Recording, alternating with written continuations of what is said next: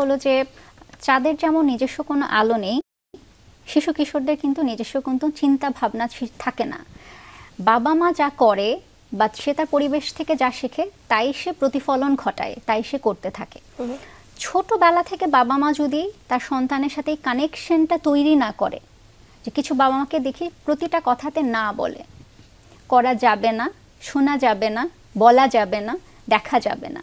তো এই না থেকে শুরু হয় বাবা মায়ের শাসন আচরণ, কিন্তু এখানে কোথায় কোথায় আমি শিশুর আচরণটাকে প্রেইজ করছি, প্রশংসা করছি না। সেখান থেকে কানেকশন এবং অ্যাটাচমেন্টের একটা উইকনেস তৈরি হয়।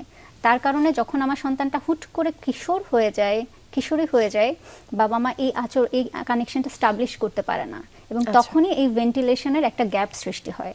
তাই আমার যদি সন্তানের সাথে আমি আচরণ বা কথাবার্তা কিছু বলতে চাই, এই ছোটবেলা থেকে কানেকশনটা তৈরি করতে হবে, তাহলে কিন্তু ইজিলি সে ভেন্টিলেট করতে পারবে, বাবা মায়ের কাছে সমস্যার কথা বলতে পারবে, এবং বাবা মা এখানে তাকে হেল্প করতে